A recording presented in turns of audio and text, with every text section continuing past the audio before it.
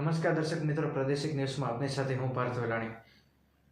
RSS રાષ્ટ્રીય સ્વયંસેવક સંઘના વડા જે મોહન ભાગવત એમણે નિવેદન આપ્યું હતું કે 3 બાળકો પેદા કરો તો આપણી હિન્દુ સમાજ છે તો એ ટકી શકશે અને 3 બાળકોથી જે આપણી હિન્દુનું જે અસ્તિત્વ છે આવનારા ભવિષ્ય સામે ટકી શકશે।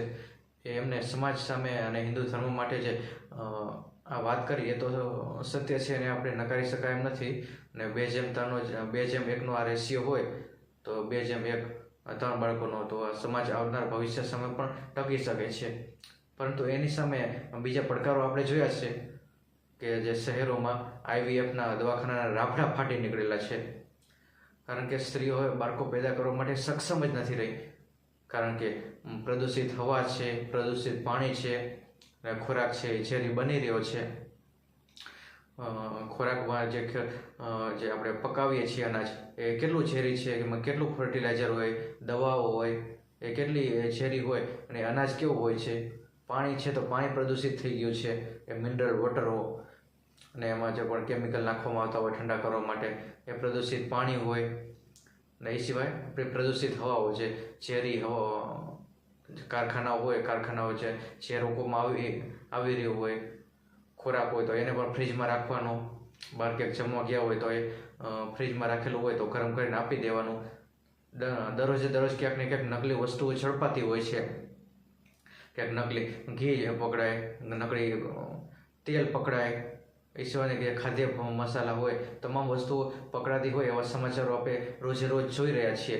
ત્યારે આવી પરિસ્થિતિમાં જ્યારે કહેવામાં આવે કે આઈવીએફ વગર બાળકો પેદા કરવા શક્ય છે અને આઈવીએફમાં એક બાળક પેદા કરવા માટે કેટલો બધો ખર્ચો લાગી જતો હોય છે, લાખો રૂપિયાના ખર્ચો એ પરિવારને થતો હોય છે।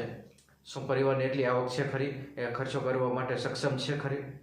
અને બાળક પેદા પણ કરી નાખે છે આઈવીએફથી, અને ત્યાર પછી એને મોટું કરવાનું, એને ઉછેરવાનું, એનો ખર્ચો કેટલો બધો થઈ જાય છે મિત્રો। ને હવે નવી પેઢી છે, હવે નવી પેઢીનો જે સર્વે આવ્યો છે કે 90% જે યુવાનો છે તે લગ્નથી દૂર ભાગી રહ્યા છે, સર્વે આવો કહી રહ્યો છે।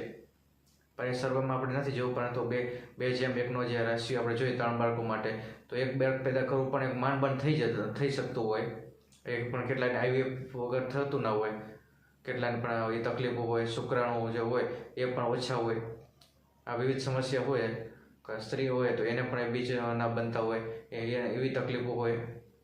અને એ બધાની તકલીફની વચ્ચે આ બાળકો પેદા કરવા પણ હવે મુશ્કેલ બની ગયું છે મિત્રો। સ્ત્રીઓ બાળકો પેદા કરવા માટે સક્ષમ નથી રહી, કારણ કે પહેલાંનો સમય તો સારો ખોરાક હતો, તંદુરસ્ત લોકો હતા, જે ડઝન જેટલા જે બાળકો પેદા કરી નાખતા હતા એ સમયના જે જૂની પેઢીના લોકો। પરંતુ હવે એ શક્ય નથી રહ્યું મિત્રો, એ આપણે પણ જોઈ રહ્યા છીએ। અને જે 3 બાળકો જો પેદા કરીએ તો એ પણ 3 બાળકો આઈવીએફથી પેદા કરીએ તો કેવડો ખર્ચો થાય? શું બધા પરિવારો એટલા માટે સક્ષમ હોય છે ખરા?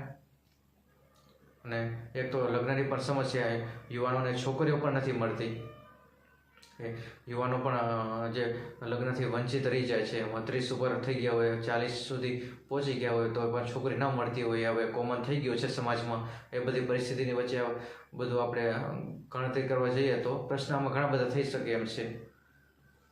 તો આ બધી જે વસ્તુઓ ચાલી રહી છે તો સમાજમાં દિવસે દિવસે બધા વિવિધ પ્રશ્નો જે આવતા જાય છે મિત્રો।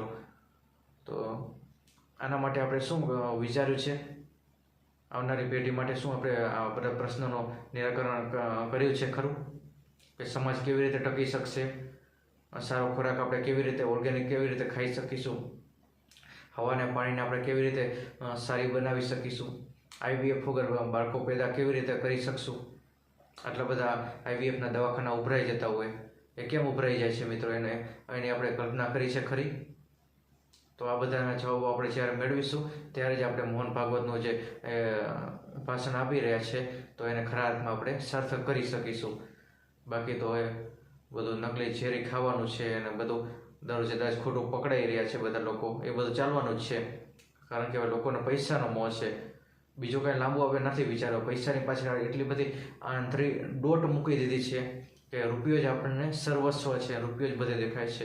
હા, રૂપિયો જરૂરી છે, આપણે ના પડી શકીએ, પૈસા વગર કંઈ ચાલી શકે નહીં, આર્થિક વ્યવહાર માટે પૈસા જરૂરી છે, પરંતુ પૈસાને સર્વસ્વ ન માની બેસવું જોઈએ કે પૈસો એટલો ભેગો કરી નાખવાનો આપણો દરરોજ આખો દિવસ 24 કલાક પૈસા કમાવા પાછળ એટલી આંતરી દોડ ન મૂકવી જોઈએ કે આવનારી નવી પેઢી બહુ જોખમમાં મુકાઈ જાય. ખાસ એ પ્રશ્ન ઉપર આપણે વિચાર કરીશું તો જ આપણે ખરા અર્થમાં આપણે જીવનને આપણે સાર્થક કર્યું કહેવાય, અને તો જ મોહન ભાગવતનું જે કહી રહ્યા છે અને જે ભાષણ આપી રહ્યા છે એને આપણે ખરા અર્થમાં જીવનમાં ઉતારી શકીએ. કારણ કે જો આપણે એવું નહીં કરીએ તો હિન્દુ લઘુમતીમાં આવી જશે, મુસ્લિમ છે તો એ બહુમતીમાં આવી જશે, એમ સનાતન સત્ય છે એને પણ આપણે નકારી શકીએ એમ નથી. તો ખાસ આ વિષય ઉપર આપણે વિચાર કરવો જોઈએ. નમસ્કાર.